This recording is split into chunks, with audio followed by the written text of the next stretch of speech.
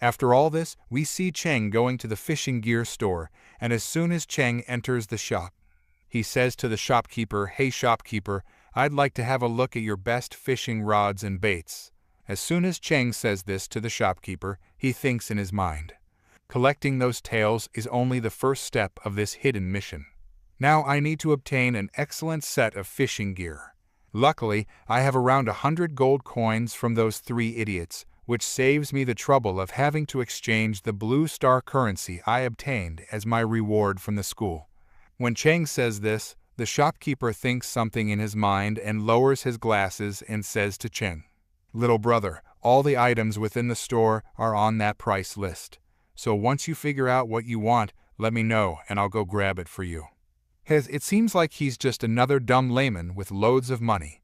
You should know that the most important part is that the fishing gear needs to match with the fishing bait, so only a layman would come up and ask for the most expensive products.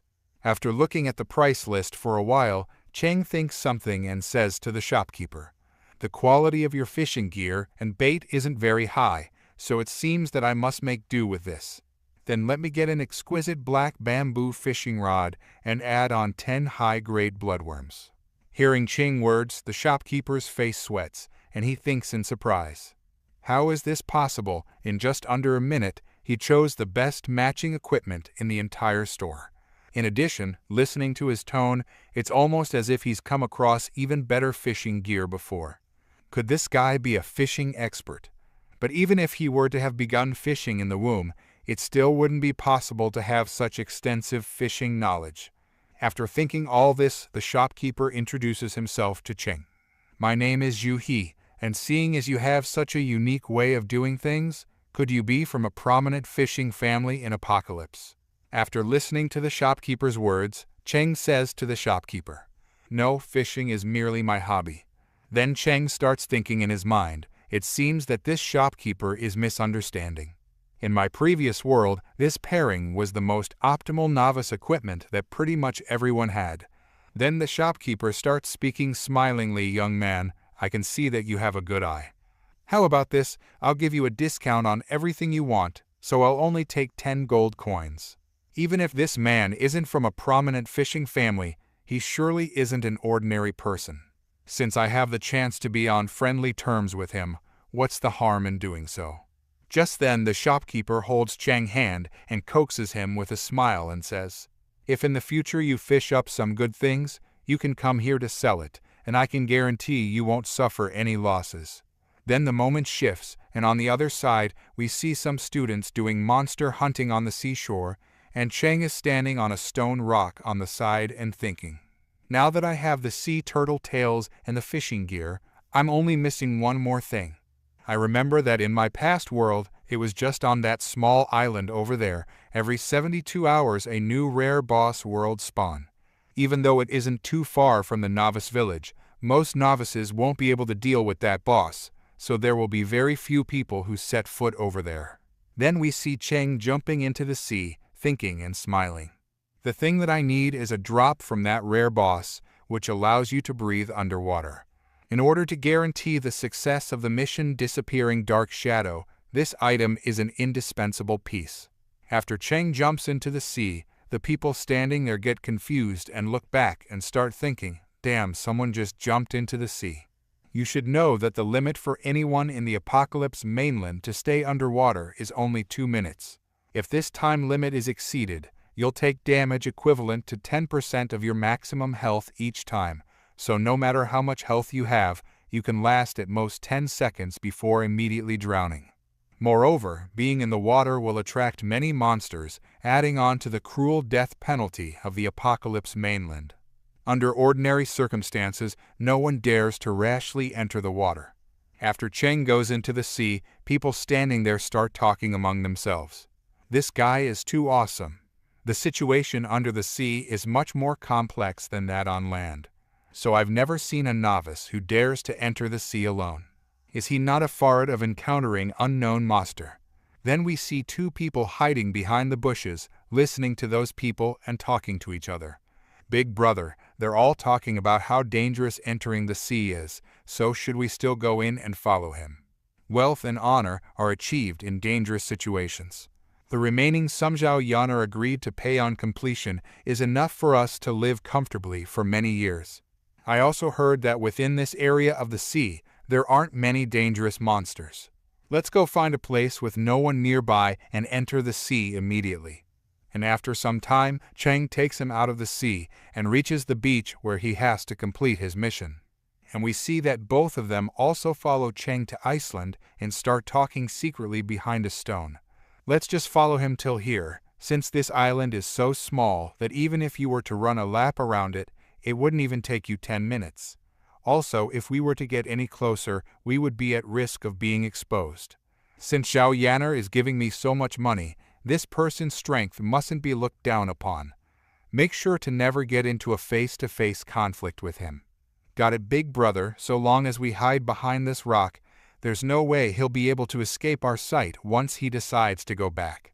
After walking some distance, Cheng reaches the location where he has to complete his hidden mission. And then we see Cheng's foot falling on a waterline, and immediately after that a green slime-like thing starts flying in the air. Cheng launches his move Novice Staff, and a stick comes in his hand, and he laughs and says, "It seems my luck is pretty good." After a while we see that green slime turn into a huge monster. Sticky radioactive dust. Level 18 Rare Elite. Elemental creature. Health 3500. Immediately after that we see Cheng start attacking on the monster. Seeing Cheng doing this, the monster also starts attacking Cheng, and Cheng starts dodging him very easily. Cheng starts thinking as he dodges monster's attack. If I remember correctly, getting hit by the corrosive mud will cause you to experience a 30% decrease in speed, along with a 50-point damage reduction to make for a double debuff, which can still be repeatedly stacked. If I get hit even once, with my current attack power, I'll immediately lose more than half of my damage output, so this isn't something that I can afford to get hit by. While dodging the monster's attack, Cheng starts switching his move, weapon switching longsword Ripple Slash. As soon as he switches his move, he attacks the monster, due to which the monster's HP starts decreasing, and some of its parts start flying in the air like mud. Seeing its HP decreasing, the monster gets angry and starts attacking Cheng with its move. Cheng gets surprised by such a dangerous move of the monster, and as soon as he dodges the move, he starts thinking. This is the radioactive cloud, and once you become poisoned by it, you'll begin to continuously lose health every second. While thinking, Cheng starts switching his move to Gatling gun. And as soon as the move is switched, a devil smile appears on Cheng's face, and he starts firing indiscriminately at the monster. Seeing indiscriminate firing towards him, the monster gets very scared and starts screaming, and after the indiscriminate firing, there are many holes in the whole body of the monster, and after some time it explodes with a bang. As soon as the monster explodes, Cheng falls to the ground and says, "I did it." After he defeats the monster, the mission is complete, and he gets a water vine stuff. And he says to him, smiling, with the staff in his hand, "Not bad, its effect is the same as in my previous world." Smiling and thinking after defeating the monster, "Now that all my preparation work is complete, it's time to go fish that disappearing dark shadow." What follows next is destined to be a difficult and fierce battle. After all, it's the Novice Village's strongest hidden boss. All this preparation I did beforehand was all in order to increase my chances of completing this mission. While thinking all this, Cheng's eyes fall on the two hiding behind the stone, and Cheng starts smiling and speaking to himself.